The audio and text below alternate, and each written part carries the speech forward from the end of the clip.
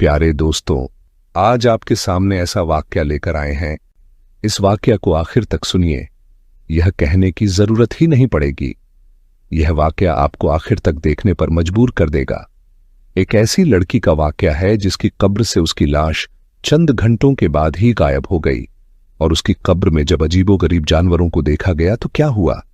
आखिर वह लड़की ऐसा क्या गुनाह करती थी कि उसकी लाश को ही कब्र से बाहर निकाल लिया गया? पुराने वक्त में एक ताजार था जो बहुत ज्यादा अमीर था, और वह शहर का एक बहुत बड़ा ताजिर था। उसके कई महल थे और कई गुलाम और कनीज थीं। उस ताजिर के अपने फलों के बगान थे जिनकी तिजारत वह दूर दूर तक करता था। इस ताजार की एक ही बेटी थी जिसका नाम मलका था। ताजार ने बहुत मोहब्बत से उसका नाम रखा, क्योंकि ताजिर की शादी के बहुत बरसों के बाद वह लड़की पैदा हुई थी और ताजिर अपनी बेटी से बेइंतहा मोहब्बत करता था। यही वजह थी उसके मुंह से निकली हुई हर फरमाइश को पूरा करना वह ताजिर अपना फर्ज समझता था। ताजिर की बीवी भी अपनी बेटी से बेइंतहा मोहब्बत करती थी और उन दोनों की जान अपनी बेटी में बसती थी। यही वजह थी इतना लाड़ प्यार, ऐशो आराम और दौलत देखकर वो लड़की मलका आहिस्ता आहिस्ता जिद्दी मंडी और मगरूर होती जा रही थी। अपने माँ बाप के इतने प्यार और मोहब्बत को देखकर उसके अंदर एक अजीब सी खुद सरी पैदा हो गई थी। वह मलका जब भी बाहर निकलती एक फख्र और गुरूर के सर पर अपनी गर्दन ताने रखती थी। हर कोई उसे सख्त नापसंद करता था, क्योंकि मलका अक्सर किसी न किसी बात पर गुस्सा होकर राहगीरों का सर कटवाने से भी दरेग नहीं करती थी। उसके साथ उसके मुलाजिमों की एक फौज थी जो औरतों और मर्दों पर मुश्तमिल थी। ताजिर को अपनी बेटी की जान बहुत ज्यादा अजीज थी। यही वजह थी जब भी मलका घर से बाहर निकलती तो उसके साथ उसके मुहाफिज की एक बड़ी तादाद मौजूद होती। एक दिन इसी तरह मलका बाजार में जा रही थी, क्योंकि वह अक्सर बाजार के दौरे पर निकल जाती और अपनी सहेलियों के साथ सारा बाजार घूमती। आज भी वह अपने मुलाजिमों के साथ बाजार चली गई थी। अचानक उसे अपने सामने एक बूढ़ा शख्स दिखाई दिया। वह बूढ़ा शख्स मलका की तरफ ही देख रहा था। मलका को उसका अंदाज बहुत बुरा लगा था, क्योंकि वह बहुत ज्यादा हसीन थी और अपने हुस्न पर उसे नाज था। मलका ने अपने मुहाफिज से कहकर उस बूढ़े शख्स को करीब बुलवाया और कहने लगी, आखिर तुम्हारी जरूरत कैसे हुई? मुझे यूं देखने की क्या? तुम्हें मालूम नहीं मैं कौन हूं? मलका के इस तरह कहने पर वह बूढ़ा कहने लगा, मुझे तो दिखाई भी नहीं देता, तो मैं तुम्हें कैसे देख सकता हूं बेटी? तुम्हें यकीनन कोई गलत फहमी हुई है।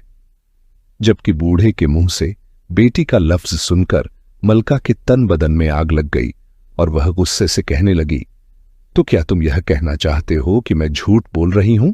मलका के गुस्से से बोलने पर उसके मुहाफिज एकदम आगे बढ़ाए और तभी मलका ने अपने मुहाफिज से कहा, इस बूढ़े को ऐसा सबक सिखाओ, उसे अच्छी तरह यह बात याद हो जाए कि इसने मेरी तरफ नजर उठाकर नहीं देखना और ना ही मेरे सामने आना है।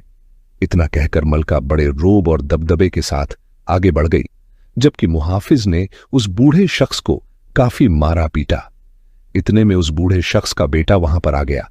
उसने जब अपने बाप की यह हालत देखी तो मुहाफिज के साथ उलझ पड़ा और कहने लगा, आखिर तुम मेरे बाप को क्यों मार रहे हो? क्या तुम्हें अंदाजा नहीं वह गरीब है, चार है और उसे दिखाई भी नहीं देता? उस बूढ़े शख्स के बेटे यूसुफ ने जब यह कहा तो मुहाफिज कहने लगे, हम तो हुक्म के गुलाम हैं, हमें तो मलका ने यह हुक्म दिया था और हम इसकी बात नहीं टाल सकते।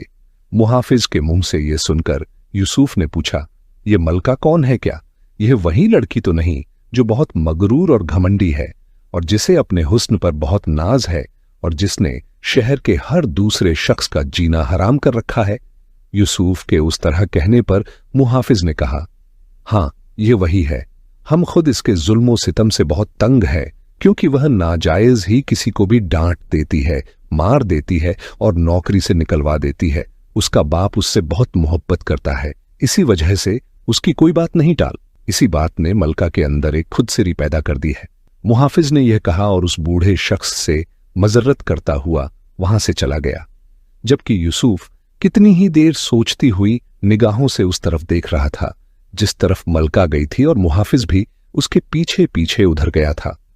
मलका की इस हरकत के बाद यूसुफ ने सोच लिया कि अब वह जरूर उस मलका को सबक सिखाएगा और उसे उसके गमांड की सजा जरूर देगा, क्योंकि मलका ने जो सलूक उसके बाप के साथ किया था उसने यूसुफ का दिल छिलने कर दिया था। यूसुफ ने अपने बाप को वुफ से उठाया और घर लाकर उसके जख्मों पर मरहम लगाने लगा। यूसुफ का बाप गरीब था और बूढ़ा था, अपने जख्म बर्दाश्त नहीं कर पा रहा था, जबकि यूसुफ मुसलसल उसकी तीमारदारी में मसरूफ रहा। 2-3 दिन तक उस बूढ़े शख्स की हालत पहले से संभल चुकी थी और अब वह बेहतर था। तभी आज यूसुफ घर से निकला। उसने सोच रखा था उसे मलका के साथ क्या करना है। तभी यूसुफ अपने घर से निकलकर सीधा उस नूर मलका के महल नमा घर में आ गया। उस वक्त शाम का अंधेरा फैलना शुरू हो चुका था और महल में कहीं कहीं मसले रोशन हो चुकी थी। यूसुफ इधर उधर देखता हुआ सीधा मलका के कमरे की तरफ बढ़ गया। उस कमरे के अंदर जरूरत की हर चीज मयस्सर थी और ऐसी शान शौकत और कीमती नायाब चीजें वहां मौजूद थी जिन्हें देखकर यूसुफ हैरान रह गया। उस वक्त मलका अपने बिस्तर पर दराज थी, लेकिन अभी वह जाग रही थी। यूसुफ पर्दे के पीछे छुपकर उसे देखने लगा। मलका ने गुलाबी रंग का लिबास पहन रखा था और वह बेहद खूबसूरत लग रही थी। यूसुफ उसे देखता रह गया, लेकिन फिर जब उसे अपना मकसद याद आया वह एकदम आगे बढ़ा और उतनी देर में मलका को किसी सांप ने डस लिया। यूसुफ ने यह सब देखा और फिर वहां से निकल गया। मलका के घर से आने के बाद यूसुफ यूं ही बेमकसद सड़कों पर फिरता रहा और फिर रात को अपने घर वापस आ गया, जहां पर बूढ़ा शख्स उसका मुंतज था और फिक्रमंदी से उससे पूछने लगा, तुम कहां चले गए थे? तुम्हें पता भी है मैं तुम्हारी तरफ से फिक्रमंद रहता हूं। अपने बूढ़े बाप की यह बात सुनकर यूसुफ शर्मिंदा हो गया और कहने लगा, बाबा जान, बस यूं ही शहर घूम रहा था, माजर करता हूं, आइंदा ख्याल रखूंगा। यूसुफ के अदब से कहने पर उसके बाप ने सर हिला दिया। जबक यूसुफ अपने कमरे में चला गया। अगले दिन पूरा शहर एक नई कयामत लेकर तल्लू हुआ था। जब उस बूढ़े ताजिर और उसकी बीवी को यह पता चला कि मलका अपने बिस्तर पर मुर्दा हालत में मौजूद है, मलका की खास मुलाजिम ने आकर यह खबर जब उस ताजिर को दी और वह ताजिर तो पीटने लगा और अपना सर जोर जोर से दीवार पर मारने लगा। अपनी बेटी की मौत की खबर सुनकर उससे यह गम बर्दाश्त ना हो सका, जबकि उसकी बीवी की हालत भी कुछ ऐसी ही थी। वो दोनों मियां बीवी रोने लगे और दीवाना वार अपनी बेटी के कमरे की तरफ भागे, जहां पर बिस्तर पर मलका मुर्दा हालत में मौजूद थी। उसके जिस्म का सारा खून नीला पड़ चुका था और इस वक्त मलका बेहिसो हरकत बिस्तर पर पड़ी थी। ताजार ने फिर भी इस पर बस नहीं की। शहर के बड़े बड़े हकीमों तबीब को बुलवाकर मलका का मुआयना करवाया, लेकिन मलका इस दुनिया से रुखसत हो चुकी थी और यह सच्चाई ताजिर और उसकी बीवी बर्दाश्त नहीं कर पा रहे थे। ताजिर के घर पर एक सन्नाटा फैल चुका था और मौत के बाद जो खामोशी होती है उसे सारे घर ने अपनी लपेट में ले रखा था। ताजिर और उसकी बीवी रो रो कर गम से निडल थे।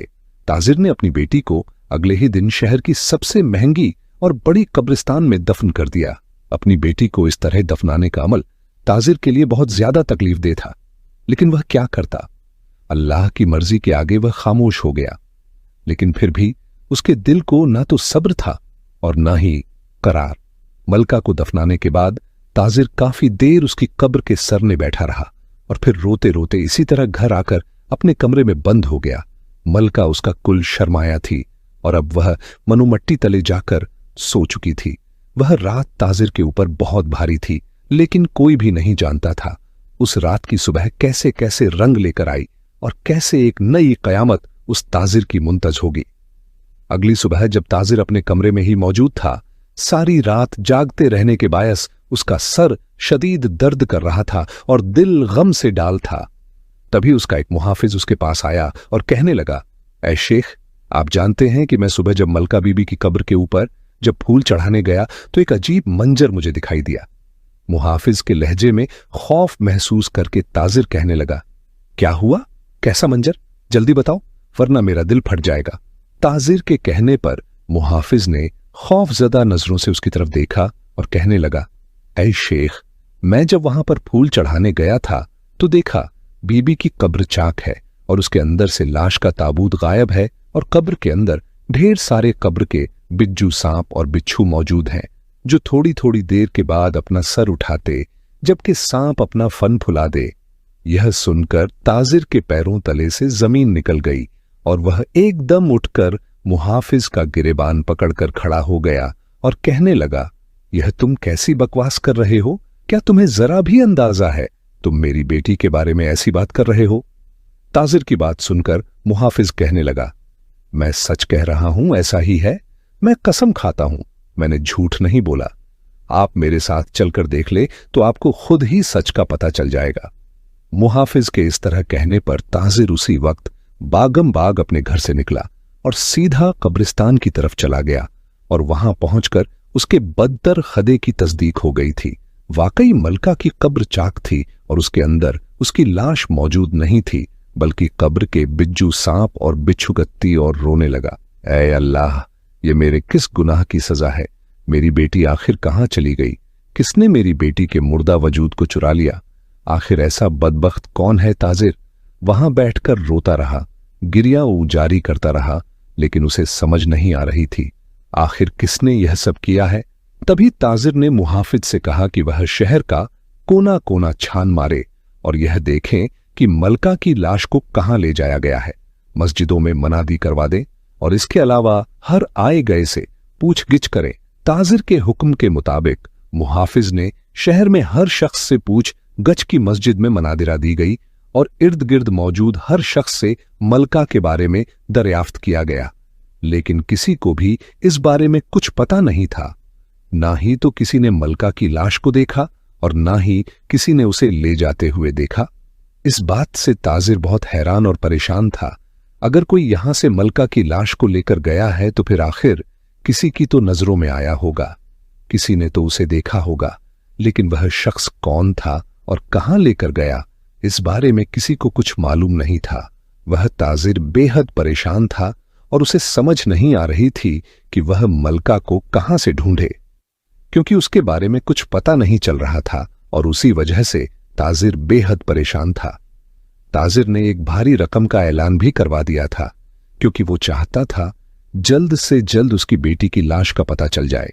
दूसरी तरफ मलका की लाश को यूसुफ ले जा रहा था और जब उसने देखा जगह जगह पर नाकाबंदी कर दी गई है और उस ताजिर के कहने के मुताबिक हर राहगीर से पूछगछ की जा रही है, तो यूसुफ थोड़ा सा परेशान हुआ। लेकिन फिर अचानक उसे एक ऐसी जगह का ख्याल आया जहां पर उसके अलावा कोई और नहीं जा सकता था। ये जगह यूसुफ ने उस वक्त ढूंढी थी जब वह जादू का काम सीख रहा था और यूसुफ वहां पर बैठकर ही अमल किया करता था। इसलिए यूसुफ मलका को लेकर सीधा वहीं पर चला गया और वहां पर लाकर उसे फर्श पर लिटा दिया। उसी वक्त मलका सफेद रंग के लिबास में मलबूसिस थी और उसे देखकर यूसुफ के दिल की हालत कुछ अजीब सी हो रही थी। वह मलका की लाश को निकाल कर तो ले आया था, लेकिन अब उसे समझ नहीं आ रही थी कि आगे वह उस लाश का क्या करे। जिस रात यूसुफ मलका के कमरे में दाखिल हुआ था, तो वहां जाने के बाद उसने जब मलका को इस तरह अपने बिस्तर पर दराज देखा, तो उसने एक जादुई अमल के जरिए मलका के जिस्म के अंदर सांप का जहर भर दिया था, जिस जहर के असर से मलका का इंतकाल हो गया। हालांकि यह सिर्फ एक जादुई अमल था और इसके बारे में यूसुफ के अलावा और कोई भी नहीं जानता था। यूसुफ अपना काम करके वहां से निकल आया। वह मलका को सबक सिखाना चाहता था और उसके लिए इससे बेहतर और कोई रास्ता नहीं था। तभी जब मलका को दफना दिया गया तो रात के वक्त यूसुफ उसे लेकर शहर से बाहर आ गया। यूसुफ बस उसे उसके घमंड की सजा देना चाहता था। यही वजह थी मलका को यहां लाने की बात में उसने कुछ देर के बाद उसके जिस्म का जहर खत्म कर दिया। यह सारा अमल जादुई तरीके से किया गया था, जिसके कुछ देर के बाद मलका को होश आना शुरू हो गया और वह अपने दुखते हुए सर को थामे हुए कहने लगी, मैं कहां हूं, किधर हूं, यह जगह कौन सी है? और तभी मलका की नजर यूसुफ पर पड़ी तो वह कहने लगी, तुम कौन हो? मलका के अंदाज में अजीब सा घमंड था। उसे सिर्फ इस बात की फिक्र थी वह इस वक्त कहां पर है, लेकिन उसके साथ जो कुछ भी हो गुजरा था उसे कुछ याद नहीं था। तभी यूसुफ कहने लगा, तुम मेरी हरासर में हो और अब जब तक मैं चाहूंगा तुम यहीं पर रहोगी। नूरजहां ने यह सुनकर गुस्से से यूसुफ को घूरा और कहने लगी, क्या तुम जानते नहीं हो कि मैं कौन हूं, मेरा बाप कौन है? मलका के इस अंदाज पर यूसुफ कहने लगा, मैं अच्छी तरह जानता हूं तुम कौन हो और तुम्हारा बाप कौन है, लेकिन तुम नहीं जानती मैं तुम्हारे साथ क्या कुछ कर चुका हूं और तुम्हारे बाप के लिए अब तुम मुर्दा हो चुकी हो, एक लाश, और जिसकी लाश को ढूंढने के लिए वह सारे शहर में पागल होता फिर रहा है। यूसुफ की यह बात सुनकर मलका के पैरों तले से जमीन खिसक गई और तभी वह कहने लगी, तुम यह क्या कह रहे हो? आखिर ऐसा कैसे मुमकिन है? मैं तो जिंदा हूं, तो फिर मेरा बाप मुझे मुर्दा कैसे तस्वर कर सकता है? मलका की बात सुनकर यूसुफ हंस दिया और कहने लगा, तुम्हारा तो 2 दिन पहले इंतकाल हो गया था, मैंने तुम्हें मार दिया था और फिर तुम्हारी लाश को तुम्हारी कब्र से निकालकर यहां पर ले आया हूं, और यह सब कुछ एक जादुई अमल के जरिए मुमकिन हो सका। तुम नहीं जानती कि मैंने तुम्हें कैसे जादुई जहर के असर से मार दिया और फिर तुम्हारी लाश को यहां से निकालकर ले आया और अब तुम्हें दोबारा से जिंदा कर दिया। यूसुफ की यह बात सुनकर मलका हैरत से उसकी तरफ देखती रही और कहने लगी, तुम ऐसा नहीं कर सकते, मैं कैसे मर सकती हूं? मैं तो अभी जवान हूं और वैसे भी जिंदा रहना चाहती हूं। तुम्हारे साथ यकीनन कोई मसला है, तुम झूठ बोल रहे हो। नूर ने यूसुफ की बात पर इनकार कर दिया और बिल्कुल भी उसकी बात का यकीन नहीं किया। वह सच कह रहा था और यह बात मलका नहीं जानती थी। तभी वह यूसुफ से कहने लगी, तुम्हें मेरे साथ यह सब कुछ करने का हक किसने दिया? आखिर तुम होते कौन हो? मुझे इस तरह मारकर जिंदा करने वाले और फिर अपनी कैद में रखने वाले छोड़ो मुझे, और जल्दी करो, मुझे मेरे घर वापस छोड़कर आओ, मेरे माँ बाप परेशान हो रहे होंगे। मलका ने गुस्से से पड़ते हुए लहजे में यूसुफ से कहा। तो यूसुफ कहने लगा, तुम्हारा यही घमंड और गुरूर खत्म करने के लिए मैंने तुम्हारे साथ यह सब किया, और अब तुम देखना, जब तक तुम्हारा यह घमंड खत्म नहीं होगा तुम यहां से कहीं नहीं जा सकती। यह कहकर यूसुफ वहां से निकल आया, जबकि मलका वहां पर कैद थी। भागने का कोई रास्ता नहीं मिल रहा था। उसने बहुत कोशिश की, लेकिन वहां पर न तो कोई खिड़की थी और न ही कोई रोशनदान। जो दरवाजा था वहीं से यूसुफ जा चुका था और दरवाजा खुलने का नाम ही नहीं ले रहा था। मलका ने इर्द गिर्द बचाव की आवाजें भी लगाई और चीखी चलाई, लेकिन कहीं से भी उसके लिए कोई मदद नहीं आई। न जाने ये जगह कहां पर थी, कैसी थी, और कोई यहां पर आता भी था या नहीं। मलका को इस बारे में कोई इल्म नहीं था। यहां पर बैठकर वह अपने मां बाप को याद कर करके रोती रही और अपने महल के ऐशो आराम के बारे में सोचती तो उसे अंदाजा होता वह कितना कुछ खो चुकी है। वह उम्र की मुंतज थी, कब उम्र आता है और उसे इस कैद से रिहाई दिलाता है। लेकिन यूसुफ का अभी ऐसा कोई इरादा नहीं था। सारे शहर में मलका को ढूंढने के लिए ताजिर के आदमी फैल चुके थे। ताजिर ने एक बहुत बड़ी इनामी रकम का ऐलान किया हुआ था, लेकिन अभी तक मलका के बारे में किसी को कुछ पता नहीं चल रहा था। तभी एक दिन यूसुफ मलका के पास आया और कहने लगा, तुम्हारा बाप तुम्हें बुरी तरह से ढूंढ रहा है, लेकिन मैं तुम्हें तब तक यहां से रिहाई नहीं दे सकता जब तक तुम मेरे बाप से माफी नहीं मांगो। यूसुफ की यह बात सुनकर मलका बेइख्तियार उसकी तरफ देखने लगी और कहने लगी, तुम्हारे बाप से मैं क्यों माफी मांगूं? आखिर मैंने किया क्या है? मलका तंग आकर बोली। वह कहने लगा, यही तो तुम्हारा घमंड है और गुरूर था जो मेरे बाप को एक अजियत में मुब्तला कर गया। वो इतने ही दिन अपने जख्मों को सेकता रहा। तुमने मेरे बाप को नाजायज सजा दी और उसे अपने मुहाफिज से पिटवा, या इसीलिए तुम्हें मेरे बाप से माफी मांगनी होगी, वरना तुम सारी जिंदगी यहां पर बैठी रहोगी। किसी को भी तुम्हारे बारे में पता नहीं चल सकेगा, क्योंकि तुम अच्छी तरह जान गई हो कि मैं कौन हूं और क्या कर सकता हूं। यूसुफ के इस अंदाज पर मलका की रीढ़ की हड्डी में सुन सुन हट दौड़ी और वह चुपचाप उसे देखकर रह गई। मलका एक उखड़ और घमंडी लड़की थी। वह किसी भी तौर पर यूसुफ के आगे झुकना नहीं चाहती थी, लेकिन जो भी हालात चल रहे थे वह सब यूसुफ के हक में जा रहे थे।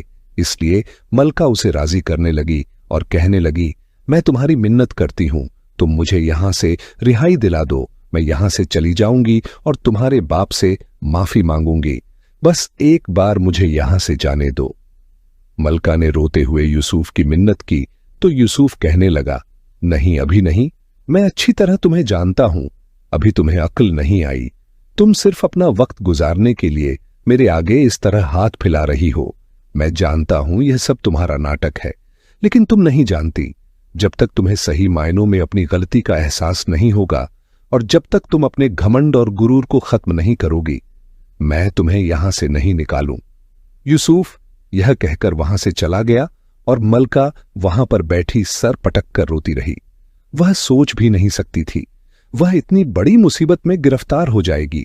हालांकि यूसुफ के दिल में मलका के लिए मोहब्बत के जज्बात पैदा हो गए थे। जिस दिन मलका को उसने मुर्दा हालत में लाकर यहां पर लिटाया, उस दिन ही यूसुफ का दिल उससे दगा कर चुका था। लेकिन वह क्या करता? वह अपने बाप के साथ धोखा नहीं कर सकता था, इसलिए वह मलका को सजा देने के लिए किसी भी हद तक जा सकता था। तभी कुछ दिन और गुजरे तो जब मलका के पास आया, मलका बुरी तरह से उदास थी और उसकी तबीयत भी कुछ ठीक नहीं थी। उसकी आंखों के गिर्द गहरे हल्के थे और रंग जर्द पड़ चुका था। उसकी यह हालत देखकर यूसुफ थोड़ा सा शर्मिंदा हो गया। मलका कहने लगी, मैं जान गई हूं मैं बहुत गलत थी। मैं लोगों के मामले में इंसाफ से काम नहीं लेती थी, बल्कि उनके साथ गलत रवैया रखती थी।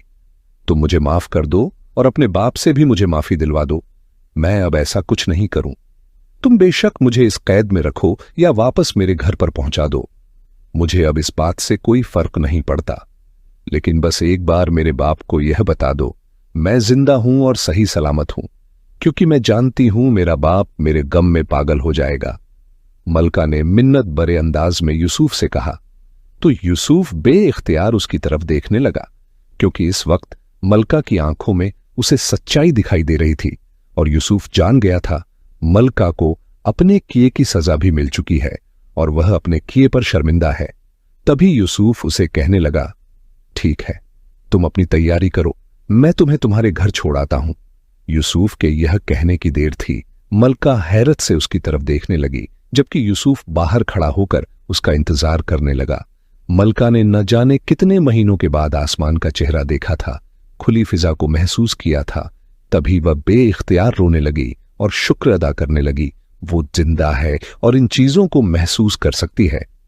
यूसुफ सारे रास्ते खामोशी के साथ उसे अपने घोड़े पर लाद कर अपने साथ लेकर घर की तरफ चल पड़ा।